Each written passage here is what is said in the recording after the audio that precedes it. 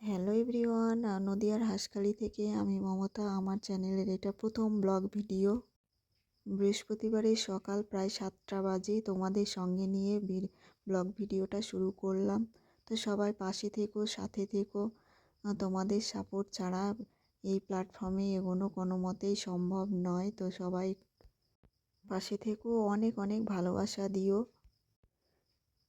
আমাদের গ্রামের পরিবেশে বাড়ির উঠোনটাই হলো বাড়ির মানান। বাড়ির উঠোনটা যদি পরিষ্কার পরিচ্ছন্ন না রাখা হয় তাহলে দেখতে ভালো লাগে না। তো আমি অনেক দিন ধরে ভাবছিলাম যে উঠোনটা লেপে দেব। তো বৃহস্পতিবারেই সময় হলো, ভালো দিন। তো ঘর মোছা, উঠোন লেপা সব একদিনেই হয়ে যাবে।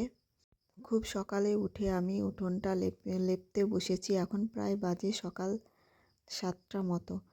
তো আমি উঠোনটা লেপে গা কাপড় ধুয়ে পরিষ্কার হয়ে ঘরে গিয়ে ঘরের কাজ সেরে নিয়েছি। আর কি যা যা থাকে ঘরে, মানে আমি আগে উঠোনটা লেপে নিয়েছিলাম, তারপরে গা ধুয়ে গিয়ে ঘরে গিয়ে ঘর ঝাড় দিয়ে একটা ঘরের বিছানা পরিষ্কার করে, আর একটা ঘরে আমার 2 মেয়ে শুয়ে আছে, এখনও ওঠেনি। তো আমাকে 9টা সাড়ে 9টার মধ্যে রান্নাবান্না কমপ্লিট করতে হয়।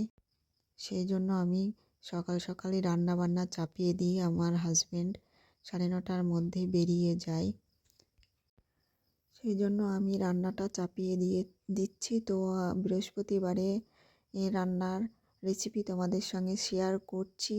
হয়তো দেখাতে পারবো না, কারণ ভিডিওতে আমার তোলা হয়নি। এই রেসিপিগুলো আমি তোমাদের অবশ্য বলে দিচ্ছি। তো আমি আজকে বৃহস্পতিবারে করেছিলাম তো মুগের ডাল, সবজি মুগের ডাল আর পাঁপড় ভাজা আর পালং শাকের তরকারি। তো রান্নাবান্না কমপ্লিট করে দেখো আমি কাস্তে চলে এসেছি। এখানে ট্যাপ কল বসানো হয়েছে।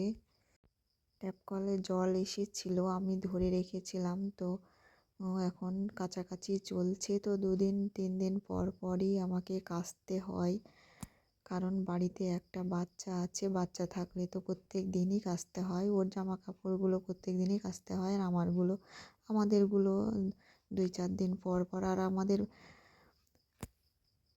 রাস্তার ধারে বাড়ি, সেই জন্য প্রচণ্ড পরিমাণে ধুলো। আর আমাদের বাড়ির সাইডে একটা পাটের গোডাউন থাকায় সেই গোডাউন থেকেও প্রচুর ধুলো আসে। সেই জন্যই জামা কাপড় খুব তাড়াতাড়ি করেই কাচতে হয়, মানে সপ্তাহে 2-3 দিন, 4 দিনও হয়ে যায়, বা প্রত্যেক দিনও প্রায় হয়ে যায়, কাচতে হয়।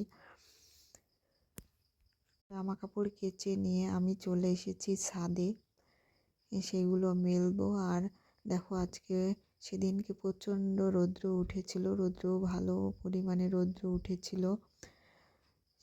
তো সকাল সকালকে রান্নাবান্না করে নিয়ে কেচে দিয়েছিলাম। আর দেখো ছাদে কি গাছ, ছাদে তোমাদেরকে ঘুরিয়ে একটু দেখাই। এই সাইডে দেখো আম গাছ, বোল এসেছে, আমের প্রচুর বোল এসেছে। তো এদিকে আছে পেয়ারা গাছ। আর দেখো আমার জামা কাপড়গুলো মেলাও হয়ে গেছে।